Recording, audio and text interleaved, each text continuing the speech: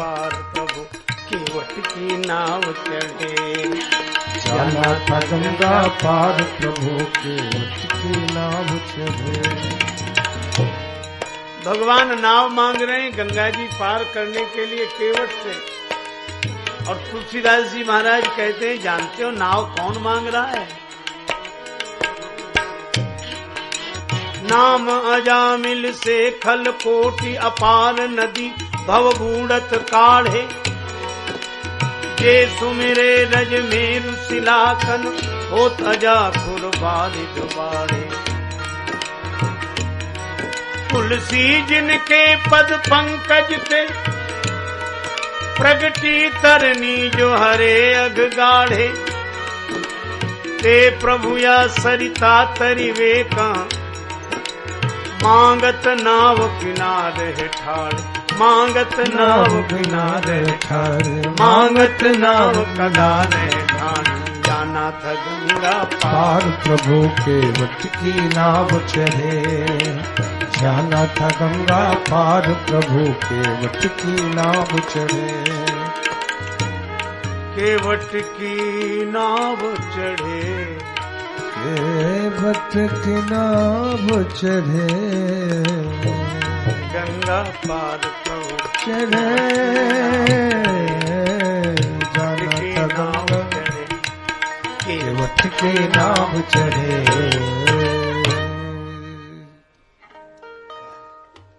भगवान श्री राम जैसा शील को रघुवीर सरिस संसारा। शील स्नेह निवाहने हारा। आहा, श्री राम जी के साथ निखादराज है जो श्रृंगवेरपुर के राजा हैं। राम जी को नाव मांगनी पड़ती। राजा साहब संकेत कर देते, उनके आदेश की देर थी। केवट स्वयं नाव लेकर आ जाता, लेकिन श्री राम जी ने मानो अपने मित्र निखादराज को मना कर दिया, आप ऐसा कुछ ना कर, मैं ही नाव मांगू। अच्छा, एक और अद्भुत बात, केवट पुलकित हो गया। क्यों? बेचारा मजदूर, नाव चलाने वाला, सामान्य श्रमिक, इसने तो आदेश ही सुने हैं अब तक। केवट से निवेदन कौन करेगा? सभी आदेश देते हैं, आज्ञा देते हैं, और पूरे रौब के साथ। जो मिलता था तो यही कहता है, नाव लेकर आओ, चलो जल्दी करो, नाव ले आओ। पर राम जी आज्ञा नहीं दे रहे। मांगी नाव, यह राम जी का शील है। ये केवट से नाव मांगते हैं, और मांगने में अर्जी हमारी और मर्जी तुम्हारी है। बड़ी विनम्रता से राम जी हाथ जोड़कर कहते हैं, भैया केवट, हम नाव मांग रहे हैं, हमें उस पार जाना है। केवट तो पुलकित हो गया, उसे लगा कि हमारे पास ऐसी जरूर वस्तु भी है जिसे कोई मांगे। सब आदेश देते थे। अच्छा, श्रमिक को लोग सामान भले ही दें, श्रमिक को सामान देते हैं, पर सम्मान कहां देते हैं? पर राम जी सम्मान देते। केवट रोने लगा, उसको लगा कि मुझे भी कोई सम्मान देने वाला है। जिंदगी भर से अपमान ही सहता रहा, आदेश के स्वर सुने, आदेश का पालन किया, नाव में बिठाकर पार किया, मजदूरी ली, लेकिन आज पहली बार आदेश नहीं, कोई अनुनय कर रहा है और गरीब को इतना सम्मान दे रहा है। तो ऐसा सम्मान गरीब को इंसान नहीं, भगवान ही दे सकते हैं। इसलिए बोला काई तुम्हार मरम मैं जाना।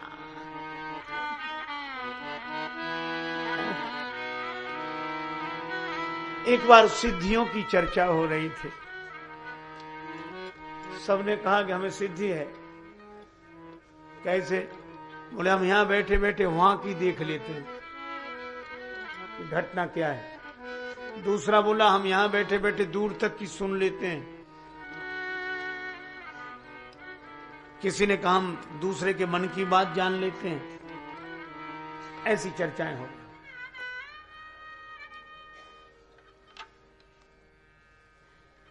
एक दीन दुखी गरीब आदमी बैठा था।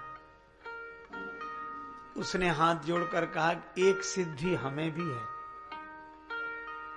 सबने चौंक कर देखा, तुम्हें कौन सी सिद्धि है?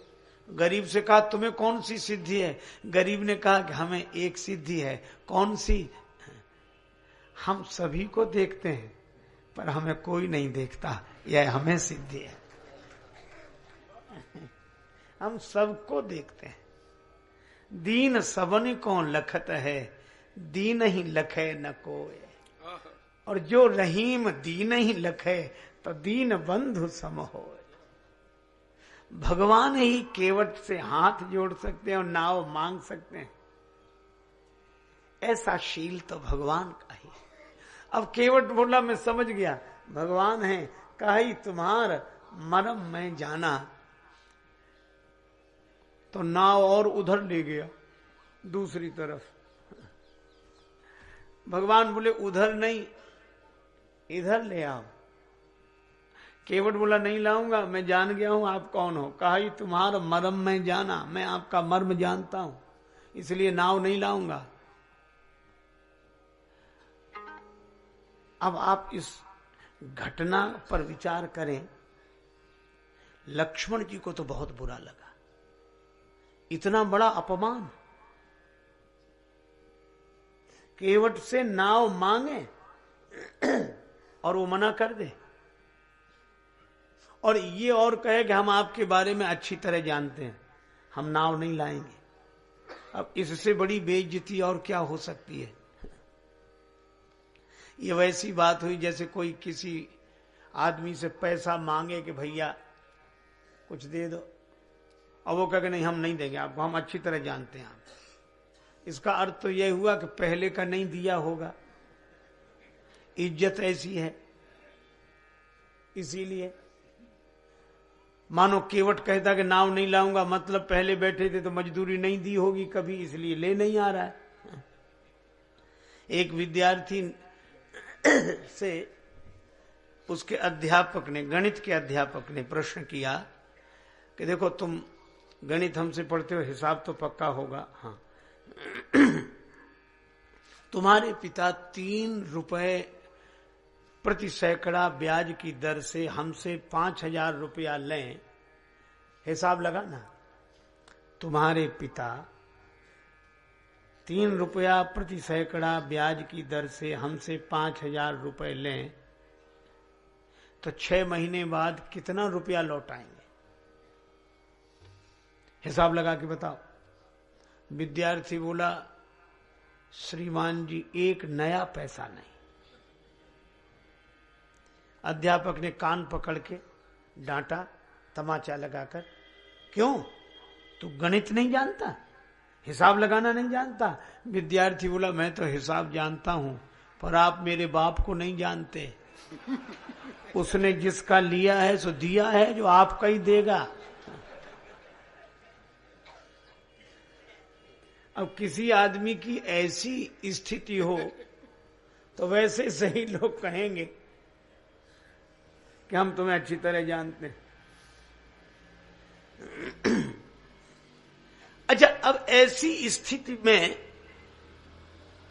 रोना आ जाए, किसी भी प्रतिष्ठित व्यक्ति को रोना आ सकता है कि आज ऐसा दिन आ गया। श्री राम जी की जगह दूसरा कोई होता तो यही सोचता, उसास भरकर, उदास होकर कि ये तो समय समय की बात है, कल तक हमारे कैसे ठाठ थे, और आज ऐसा भी दिन आया। कल हजारों लोग सेवा में खड़े थे और हाथ जोड़े, आज हम हाथ जोड़ रहे हैं और ये केवट नहीं सुन रहा हमारी। तो दूसरा कोई होता यही कहता है, ठीक है दिन सबके बदलते हैं, समय बदलने दो फिर बताएंगे तुम्हें। क्रोध आता, रोना आता, क्योंकि शान जा रही है। एक संत बड़ी अच्छी बात कहते थे, वो कहते थे परेशान न हो इसके लिए एक उपाय है। क्या? बोले शान को परे करो तो परेशानी खत्म। परेशान कौन करता है? शान। हमारे कहने से नहीं आया, हमारे कहने से, ये हमारे काहे को काहे क्या, हमारे जाने कितने, ये हमारे मारे मारे फिर रहे, ये हमारे कहने वाले काहे। हम करी धन धाम समारे, अंत चले उठ बीते। अच्छा देखो, अमीरी में तो खुश हर कोई रह सकता है, लेकिन ऐसी विपन्नता की स्थिति, राज्य चला गया, रथ भी चला गया और सपरिवार आए तो संग में भार्या और भाई, और इनके सामने इतनी बड़ी जग हंसाई कि केवट से नाव हाथ जोड़ के मांगी, और इस विनम्रता का परिणाम यह है कि वो कह रहा नहीं लाऊंगा, मैं आपके बारे में अच्छी तरह जानता हूं। तो किस्मत पर रोना तो आएगा ही कि हाय रे दुर्भाग्य, क्या दिन दिखाए तुमने। लेकिन श्री तुलसीदास जी कहते हैं बेहसे करुणाएन, राम जी हंसने लगे। और ऐसी विपत्ति में कोई इतनी सहजता से हंस सके, ये इंसान का काम नहीं, यह तो भगवान ही कर सकते हैं। राम सहज आनंद निधान। क्यों? वे सुख के भी साक्षी हैं, वे दुख के भी साक्षी हैं। यद्यपि लक्ष्मण जी तो हंस नहीं सकते ऐसे में, उन्हें तो बड़ा क्रोध आ रहा है कि ये केवट राम जी से ऐसे बोले, ऐसे। अच्छा, लक्ष्मण जी को जब जब क्रोध आता है ना किसी दूसरे पर, तो राम जी पर पहले आता है। लक्ष्मण जी को ये लगता है कि ये वैसे मुंह लग के बात कर जाए, फिर राम जी, इनका स्वभाव जैसा है, इतना सरल होना चाहिए। लेकिन राम जी उस पर भी हंसते हैं। लक्ष्मण, इसीलिए तो हम तुम्हें साथ लाए हैं, क्योंकि हम तुम जैसे हो ही नहीं सकते। उस भूमिका के लिए तुम ही ठीक हो, तो आज्ञा दें तो समझाऊं इसे। राम जी ने कहा बिल्कुल नहीं। क्यों? आपके कहने पर नाव नहीं ला रहा है, आपके आदेश। राम जी ने कहा आदेश तो मैं दे ही नहीं सकता। जैसे अपनी वस्तु पर प्रत्येक को अधिकार होता है, नाव पर केवट को अधिकार है, वह अपनी मर्जी का मालिक है। हम उससे निवेदन कर सकते हैं, लाए तो ठीक, न लाए तो ठीक, इसमें परेशान होने की क्या आवश्यकता। और राम जी हंसते भी हैं, और जो नहीं हंस पा रहे हैं उनकी ओर देखकर हंसते हैं। बेहसे करुणा एन चितय जानकी लखन तन, कि लक्ष्मण जी जानकी जी की ओर देखकर हंस रहे हैं कि तुम भी हंसो। अरे तुम भी मुस्कुराओ, अगर उन दिनों पर हंसे हो तो इन दिनों पर भी हंसो। उन दिनों पर हंसे हो तो इन दिनों पर भी हंसो, कोई बात नहीं। वैसा भी देखा तब ऐसा भी देखो। हर हाल में खुश रहना कोई हमसे सीख जाए। मानो राम जी का संदेश यही है। एक बड़े पूज्य संत की वाणी है, हर हाल में खुश रहना कोई हमसे सीख जाए। राम जी प्रसन्न है, लेकिन राम जी ने केवट से कहा, केवट हम तुम्हें बुला रहे हैं, हम बुला रहे हैं और तुम नहीं आ रहे हो। केवट बोला मैं जान गया हूं कि आप भगवान हैं, तो क्यों नहीं आ रहे हो? भगवान बुलाएं और ना आए, भगवान बुलाएं और ना आए। केवट ने कहा कि प्रभु एक बात पूछूं, क्या आप यही सोच रहे हैं कि मैं जल्दी नाव लेकर आ जाऊं? क्योंकि आप बुला रहे हैं। हाँ प्रभु, जब कोई भक्त आपको बुलाता है तो क्या आप इतनी ही जल्दी आ जाते हो जितनी जल्दी की आशा हमसे कर रहे हो?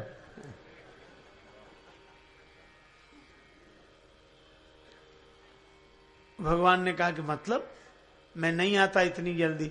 क्यों नहीं आते प्रभु? वो हमारे घर का कानून है। केवट बोला तो ये हमारे घाट का कानून है। आज हमें मौका मिला है। आपको भक्त बुलाते हैं, आप नहीं आते, तो उनको जिस तरह की खीज होती थोड़ा आप भी तो अनुभव कर ले। भगवान ने कहा रे भाई हमें पार जाना है। केवट ने कहा जो आपको बुलाते हैं उन्हें भी पार ही जाना होता है।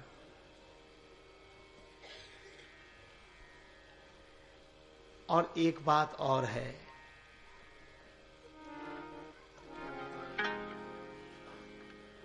क्या आपको कोई बांधकर रख नहीं सका, जनकपुर वाले नहीं रोक सके।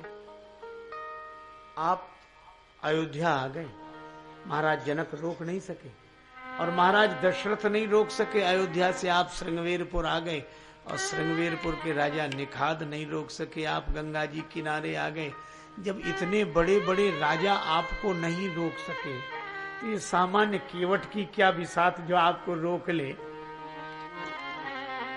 तो मैंने एक बात सोची है, क्या न नाव लाऊंगा न पार करूंगा, अपने आप रुके रहोगे, इसलिए नाव नहीं ला रहा हूं।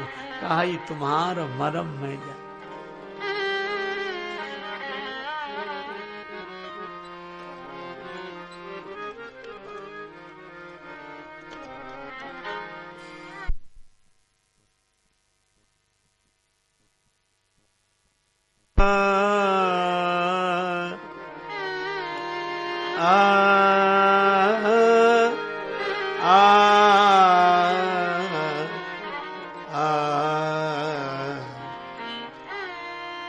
लीला सगुन जो कहूँ बखानी, लीला सगुन जो कहे बखानी, लीला सगुन जो कहूँ बखानी, लीला सगुन जो कहूँ बखानी, लीला लीला सगुन जो कहूँ बखानी, लीला लीला लीला लीला लीला लीला सगुन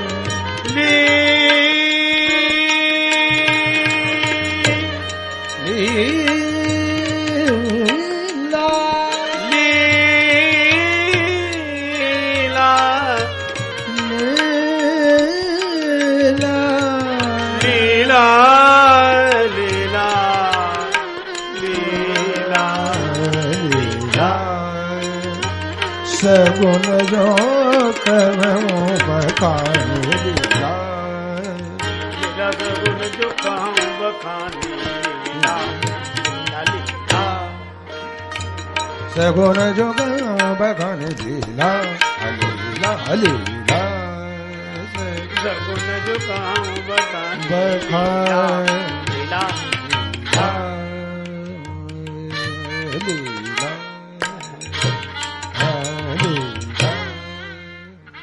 केवट नहीं आया। राम जी ने लक्ष्मण जी की ओर देखा कि लक्ष्मण, ऐसा विचित्र भक्त देखा जिसे मैं बुलाऊं और ना आए।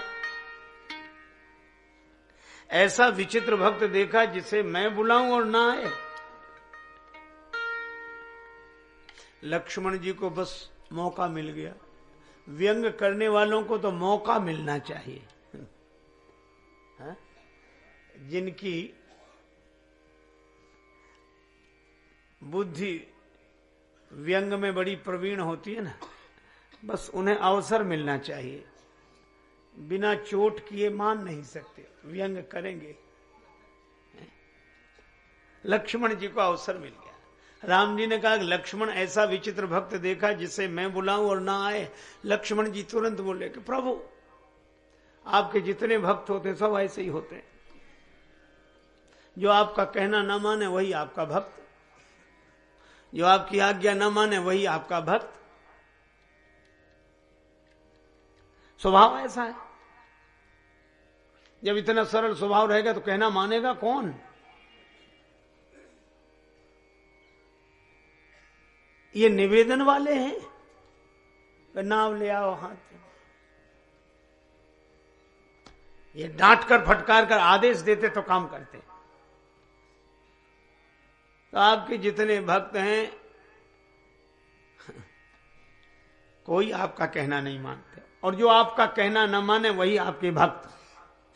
राम जी ने कहा यही विचित्र भक्त है, दूसरा कौन है? राम जी बोले लक्ष्मण। कौन है ऐसा दूसरा? लक्ष्मण जी बोले है क्यों नहीं, एक को पीछे छोड़कर आए, एक आगे है। पीछे किसे छोड़कर आए? सुमंत जी को। सुमंत किस में बैठे हैं? रथ में। और केवट किस में बैठा है? नाव में। तो आपने सुमंत जी से क्या कहा? रथ लेकर अयोध्या जाओ, और केवट से कहा कि नाव लेकर हमारे पास आओ। सो एक को आप भेजते हो सो वो जाता नहीं है, दूसरे को बुलाते हो सो वो आता नहीं है। ना ये कहना माने ना वो कहना माने, हर जगह मुसीबत, कहना नहीं। अब लक्ष्मण जी के इस व्यंग पर राम जी मुस्कुराए, और श्री सीता माता को भी हंसी आ गई। राम जी भी वचन रचना में परम प्रवीण है। राम जी ने कहा कि लक्ष्मण लेकिन एक बात है। क्या? किसी दुकानदार की बौनी सवेरे सवेरे बिगड़ जाए, सवेरे बिगड़ जाने का अर्थ क्या?